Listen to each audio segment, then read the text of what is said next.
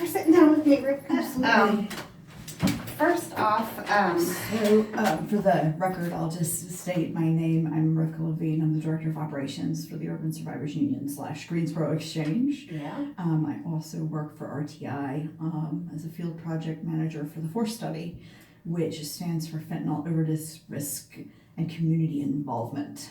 The RTI stands for? RTI is RTI International, Research Triangle International, but I'm the field project manager for the FORCE study, and FORCE stands for, they said it for community engagement. Yes, so it's FORCE, Fentanyl Overdose Risk and Community Involvement or Engagement. One of the two. I can't remember off the top of my head. Okay. But our research study is based out of the Syringe Exchange here in Greensboro, and we're also going to be engaging the Syringe Exchange in Asheville and looking at the fentanyl risk environment in the South so that we can hopefully use our research to mitigate the overdose risk related to fentanyl.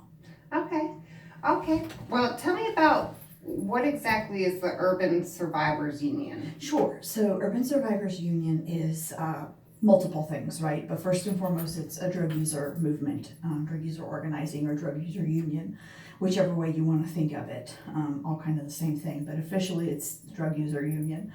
And so it's people across the continuum of spectrum of substance use, right? So we have, all the way on the left, if you want to picture it that way, since we read left to right, we've got abstinence, and all the way on the right, we've got chaotic use, which in non-harm reduction language, we might call addiction or problematic substance use or substance use disorder, right? Now, substance use disorder has a spectrum too. So way over here is somebody who's robbing their grandma and pawning their wedding ring to buy drugs. And over here, we've got somebody who's completely abstinent from everything, including caffeine, nicotine, catnip, peppermint, like anything that would be a substance of potential mind-altering properties, right? Or physically altering properties. Okay. And so the Needle Exchange program here in Greensboro, you mentioned in an email that there was some underground grassroots movement prior to that. Can you tell me a little bit about absolutely. that? So let me go back to Urban Survivors Union and say, so we've got this drug user union that consists of people across the spectrum of substance use, right? And one of the mandates of our drug user union is that when services are not legal or newly legal, we provide them. So that would be services like syringe exchange. So syringe exchange is just completely legal here. It was only legalized in 2016. Oh, wow. And prior to that, our user union, along with a lot of other allies and drug users, were involved in underground syringe exchange. So I got involved in syringe exchange underground in 2011. Louise has been doing it even longer than that. I would say she started in maybe 2006.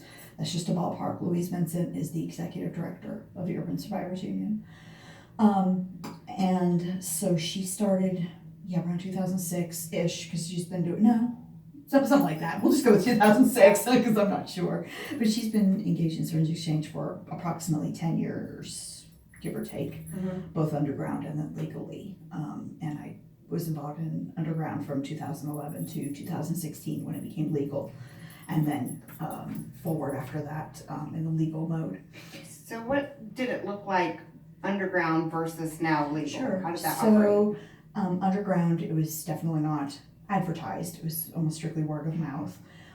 So if you were a drug user and you accessed syringes, then you might know the person to call, and you'd give the number of your friend if they wanted some. Or we might give more supplies to people who are using drugs so that they can do what we call secondary exchange, which would be taking it from a syringe provider, whether legal or illegal, and then dispersing it to their friends and family or anyone they know that needs it. That's called peer-based or secondary exchange.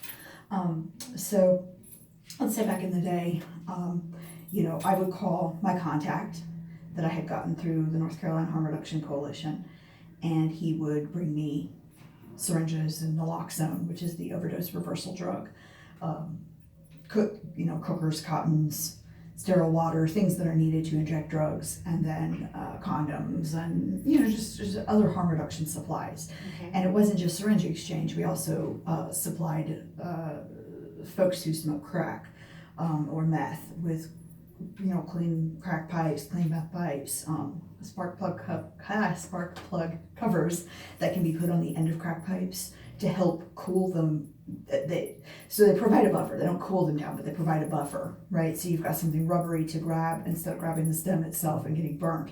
And also to smoke from that end so that you're not burning your lips, because when you burn your lips and then share it with somebody else and they burn their lips and they get a sore, that's how you transmit hepatitis C or potentially HIV, by sharing crack stems. I had no So, idea. right? I had no idea at all. We provided clean crack supplies as well, or I should say safer smoking supplies to help people mitigate their risk.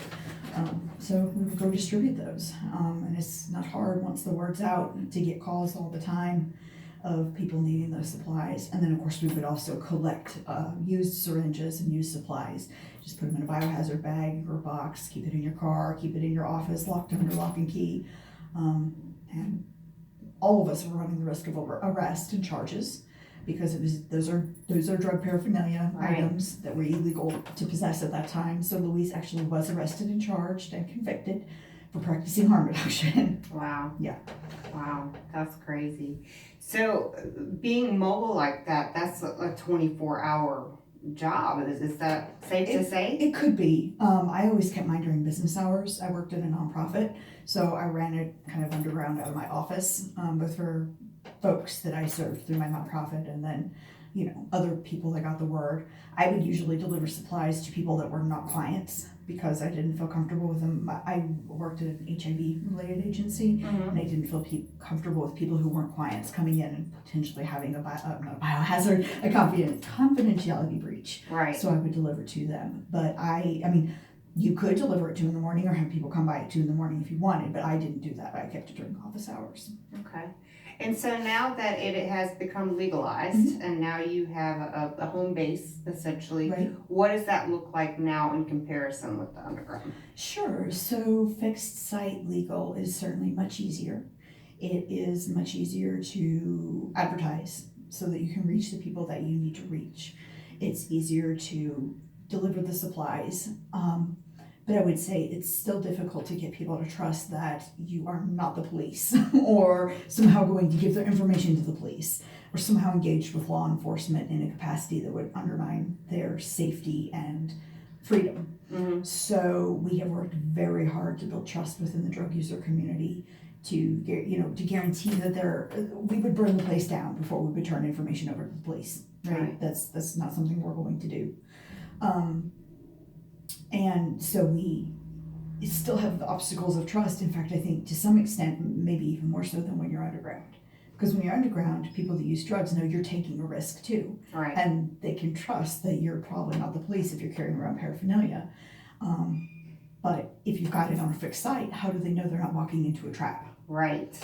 So that would be terrifying. Right. Absolutely scary. Right. So is law enforcement involved? Do they patrol regularly knowing that people are coming in and out? What That's is a that great look like? question. So law enforcement has been ordered basically by the legislation, but really more by the local police department and sheriff's department to not sit outside the syringe exchange, because we know nobody's going to come in and out if they see the police sitting out there. Right. Right? I mean, it's almost like a cease and desist, right? Law enforcement leaves you alone, but you can't be engaged in any activities that would draw law enforcement attention. So we can't have people using or selling drugs outside of the exchange. Mm-hmm. We can't obviously be engaged in using or selling drugs at the exchange. Those activities are all still illegal and prohibited by law and could warrant law enforcement involvement. Mhm. But the local police have basically been instructed to leave us alone as long as we're not engaging in anything illegal. We're selling or providing syringes and other equipment to use drugs, to inject drugs specifically, is not illegal. So that's a perfectly legal activity as long as we submit a safety plan to the state and notify law enforcement. That's all we have to do, is just tell the sheriff's office and the police department that we are operating. That's it. And then other than that, as long as we follow those two rules, they leave us alone. Really? Yeah. Okay. Have you had anybody, a patron come in and then disclose later that leaving maybe around the block or out further that maybe they got into trouble somehow? Like I don't kind of like know. a setup? Right. I don't know if that has necessarily happened, but we always tell folks if it does to let us know right away, because then we would let the sheriff or the police chief know that, hey, look, you guys are setting our folks up for entrapment, right? And let's say they followed a car out and pulled them over and then arrested them for drug paraphernalia charges. They can't do that because they have a little ID card that says, I'm a member of, the Urban Survivors Union Syringe Exchange, and under general statute, whatever, I am, subject to limited immunity for possession of drug paraphernalia. And that is limited mostly to syringes and injection drug supplies or used syringes, even with drug residue in them. Wow. They can still be charged if they have drugs on them, right? It doesn't give them limited immunity for possession of drugs, but it does for limited immunity for possession of drug paraphernalia. Wow. I had no idea. Right? That's pretty cool. Yeah, absolutely. I mean, syringe exchange is worthless if people are still going to be charged with drug paraphernalia if they're carrying clean syringes. Right. Nobody's going to bother to go get them if they know walking around I'm going to get charged. Right. Have you had any backlash from the community itself when you guys put this together, or from the police or anything? What kind of... So there's actually an article, if you're interested, you can look it up in the News and Record. I think it says sticking point, local drug user union provides syringes, something like that. Or if you look up Urban Survivors Union in the Greensboro News and Record, you should be able to find the article. And it discusses when some neighbors were concerned about the operation of the syringe exchange. And the neighborhood association had quite an internal dialogue on Facebook, on their Facebook page about us. So we worked with the neighborhood association and the local community resource officer, police officer, to have a dialogue about their concerns, and to mitigate those concerns if needed. If they were saying, well, we see people using drugs behind the exchange, well then of course we're going to let our participants know that's an absolutely unacceptable behavior. That's just an example. I don't know that happened. The main thing was, I think one or two people said they found syringes on the ground. That's going to happen regardless of whether you have a syringe exchange or not. Right. I think honestly having one probably makes it so that you find fewer syringes on the ground because people are interested in bringing them back to us, so that they can be disposed of properly. Despite stigma and myths to the contrary, drug users are very concerned about their health, about the health of their families, the health of their community, and they don't want syringe litter all over the place. We were just talking to a participant, I think it was yesterday or the day before, who said how important it was to them to bring syringes back. And they said, I don't want my children picking up syringes, right? And one of our participants that volunteers at the exchange said, I know, I was terrified when my son, who was 3 years old, picked up a syringe on the side of the road that, wasn't hers. It had just been thrown out the window by somebody. Yeah. And so she made sure that syringe was disposed of properly. But, despite these stereotypes, Right. people who use drugs are very concerned about their syringes being disposed of properly. They just have to have a venue to be able to do that. Right. And know that they're not going to be charged. So how do you think the stereotypes or the labeling and the shaming affect your patrons coming in? Do they talk about that, about being in the community, knowing I'm coming here to this exchange, or expressing any emotions or feelings towards that? I would say the greatest fear is always, are you guys the police? Or are you involved in law enforcement in any way? Is doing this going to put me in danger of losing my freedom? I think the greater stigma is not necessarily about going to a syringe exchange, because in doing that, you're demonstrating you care about your health, you care about safety, you care about your community, right? You even care about yourself. The greater stigma is just around drug use in general, especially injection drug use. Even within the drug use community, there's this hierarchy of, we got pot smokers at the top, and then, moving down a rank is the next level of drugs and heroin, cocaine, whatever. And then, oh my gosh, way down here at the bottom are people who inject. Mm-hmm. And this is a hierarchy just within the drug, even within the heroin community. Yeah. Snorting and smoking is up here, and injection drug use is way down here. Right. So there's a lot of stigma around people who inject drugs instead of acceptance and tolerance and understanding that we're all using drugs on some level. Right. I'm sitting here drinking my soda with caffeine in it, right? I don't smoke anymore, but 10 years ago I would have been stepping out after this interview to have a cigarette. Yeah. So, we all consumes some, whether it's medication that is prescribed by a doctor, it doesn't have to be an opiate. If you're taking blood pressure medication, you're a drug user. Right. And we somehow look at that differently than we do heroin and cocaine. And I understand why there's greater risk associated with those substances. But I think it's important to remember those substances were also legal at one point, Right. right? Yeah. So our attitudes have changed over time. Basically, if you do some research, the drug war is mostly race-based. And yes, there are real harms that come from using drugs. We don't tell people that, hey, you know what? It's really safe and awesome to go out and inject heroin. That's a really good way to live Right. your life, right? Harm reduction looks at drug use pragmatically and says it's happened since the beginning of time and it's going to happen no matter what laws you slap on people. So we're going to find ways to minimize harm to the people who use drugs and to our communities. Yeah. So it's just a realistic approach. Absolutely. It is what it is. That's so right. what can we do to help reduce it? Right. Right. Absolutely. Yeah. Do you, I've read a few different articles, mostly in Europe or Canada, I think was one of them, about the syringe exchange programs, but them being allowed to come in and safely inject with nurse care. Is that something that you guys do? We cannot. That is currently illegal in the United States entirely and in North Carolina specifically.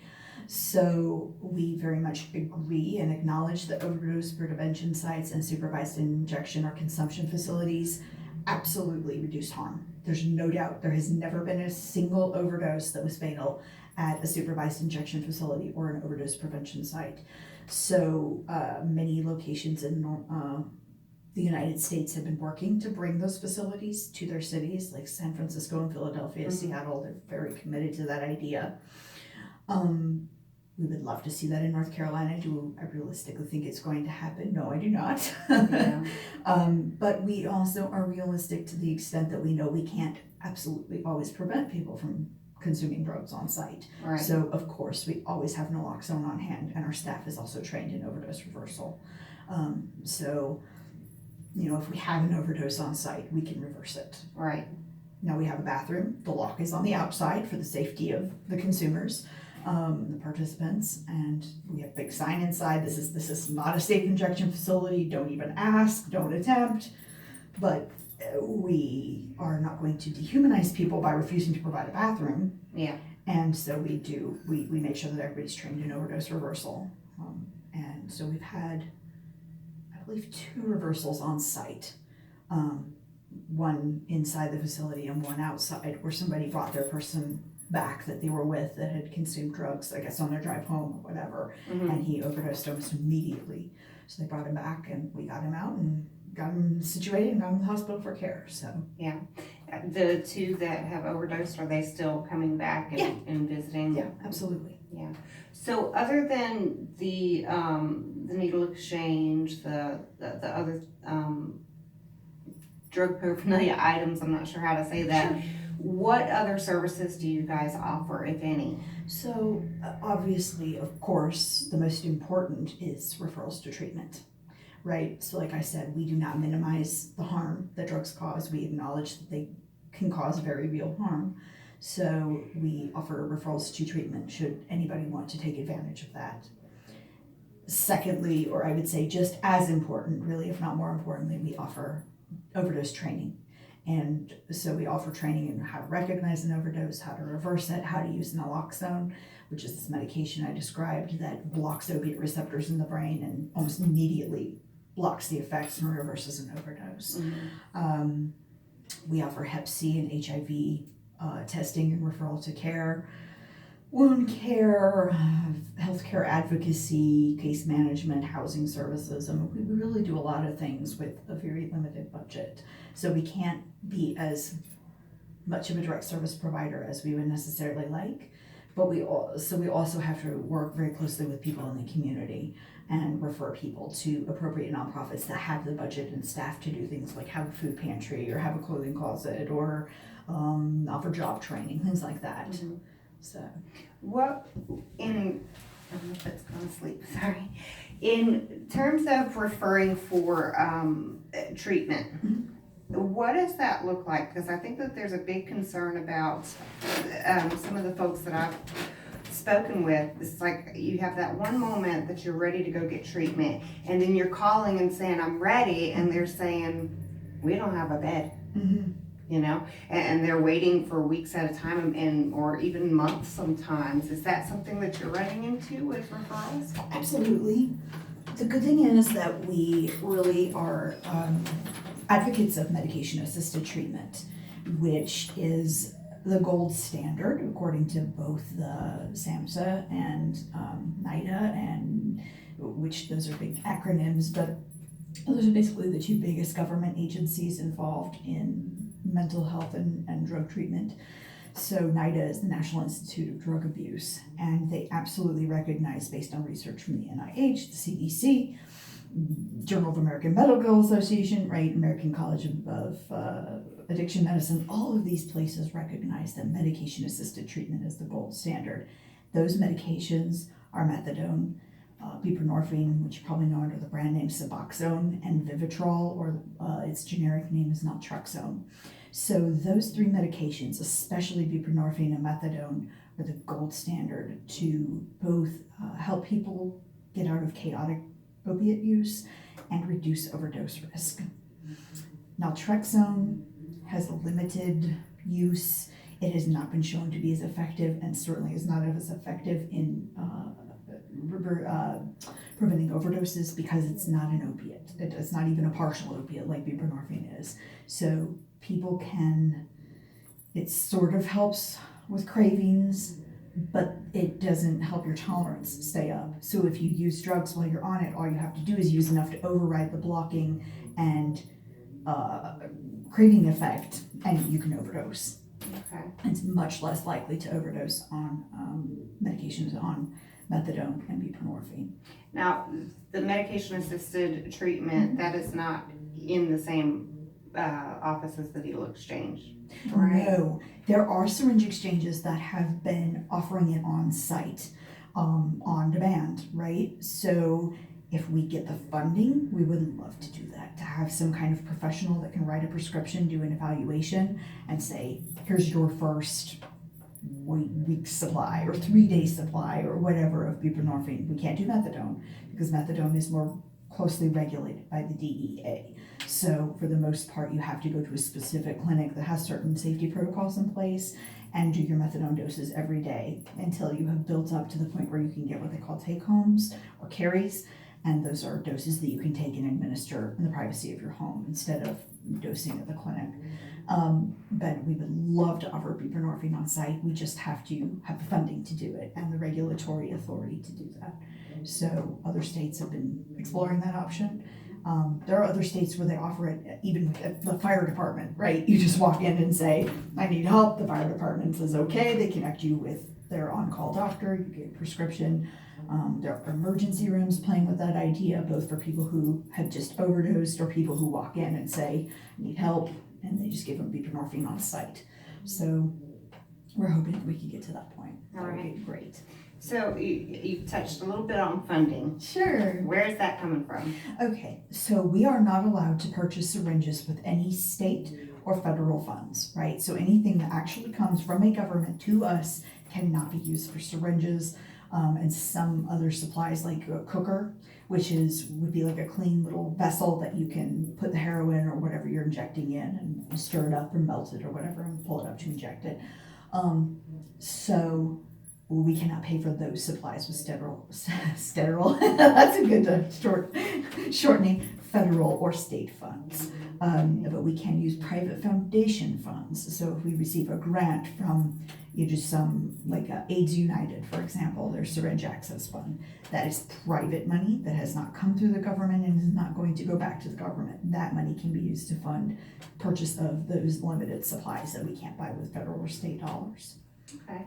So what does federal or state dollars provide? So state dollars, at this point, we have a very small amount of state dollars that we can use for everything from ramen, right? Literally ramen noodles to feed people who are hungry to, we can buy some related supplies like tourniquets, alcohol pads, things like that, but we cannot use it for syringes or cookers. Okay, so there's a little bit of a food pantry going on too, a little bit of crisis intervention with that. Right. Okay, is there a difference between federal and state funding, or are they kind of lumped together? They can sort of be considered lumped together. Yeah, you can look at it that way. We don't receive any, say, like federal HUD dollars, right? I know I talked about housing services. Yeah, We don't receive any funding from HUD to do homeless intervention or anything like that. We have looked into it, is something we might pursue in the future, but as of right now, we're just too small. We don't have the capacity to manage a grant that big with that much reporting requirement. so the housing part of that, what does that look like? So I serve on our community's continuum of care, which is a HUD mandated body that any jurisdiction that wants to receive HUD funding for the prevention or what do we want to say, services directed at people experiencing homelessness. Any jurisdiction that wants to receive those funds must have a continuum of care. Continuum of care engages everyone from the city to local nonprofits to the county government, right? Brings them all together and says, all right, we're all working on this issue. What priorities are we going to have? What goals are we going to have? How are we going to meet those goals and needs? And it keeps it at the local level rather than HUD saying, here's what we think you should do, because HUD recognizes that the needs in Seattle are going to be different than the needs in Greensboro, right?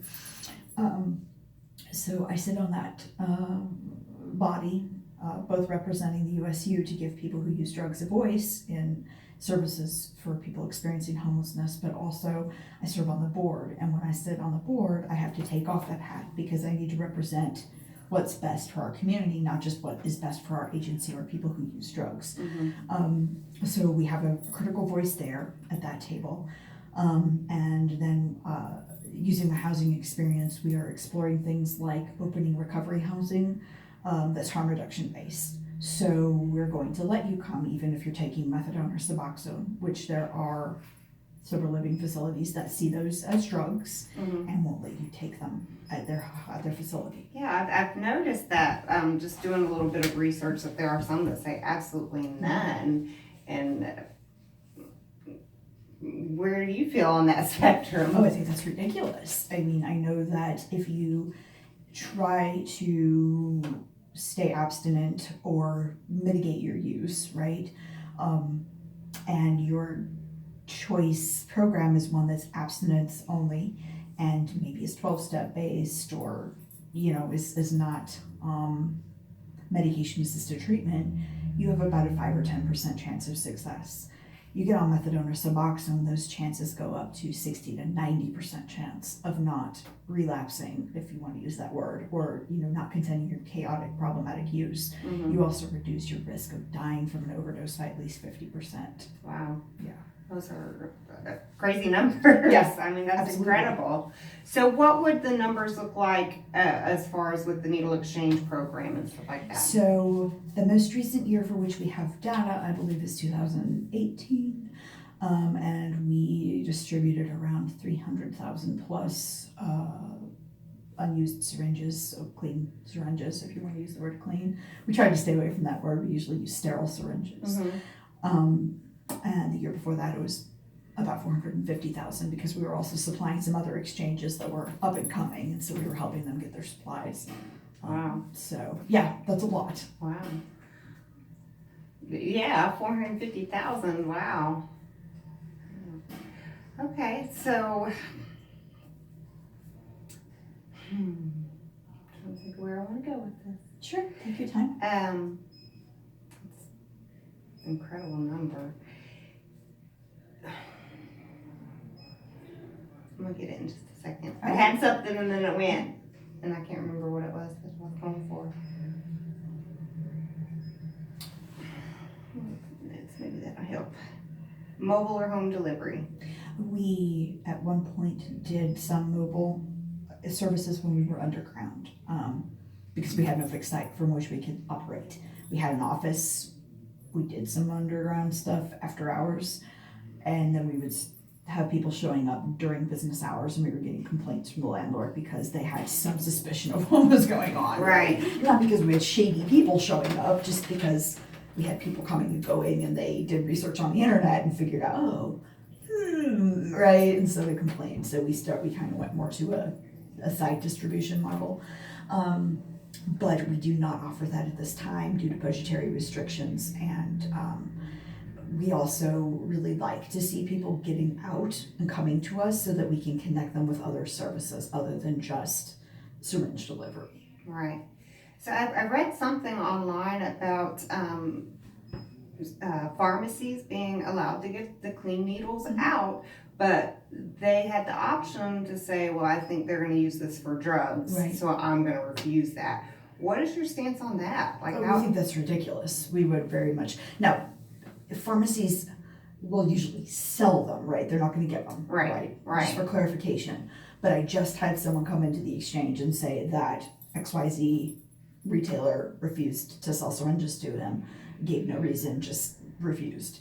And they have that option. It's at their discretion to whom they sell syringes, how many, when, how, why, right? They have that discretion. I do not understand why anyone would want people reusing syringes when they understand the risks to themselves and the community, but that is a stance that retailers can take. We would certainly urge them not to. Right. That's just another level of discrimination. It is, and, absolutely. And bias, yeah.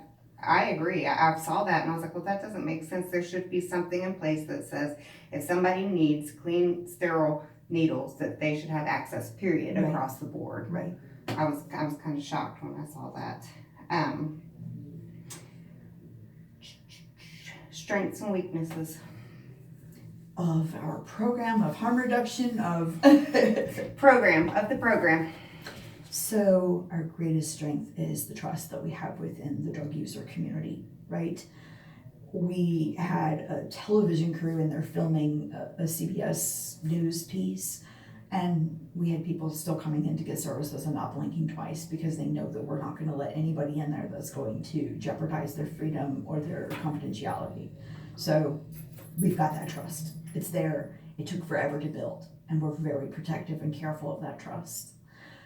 The greatest weakness is only due to the fact that we don't have funding, right? So our greatest weakness is not being able to offer more. And I don't mean more supplies because we are a needs-based exchange. So in other words, if you come in and you don't have any used syringes that you want to turn over to us for proper disposal, we will still give you as many syringes as you need because we don't want you reusing, we don't want you sharing. And we, sometimes we might be low on supplies, so we'll limit some, right? But even then, we're going to ask every syringe exchange in the state, what can we do? Do you have anything? Can we trade supplies? We've got to have syringes. Yeah. We never let our participants experience syringe scarcity. We're never going to put them in a situation where they feel compelled to reuse or share. Mm-hmm. So that's actually one of our strengths too. Now that I think about it, yeah. right?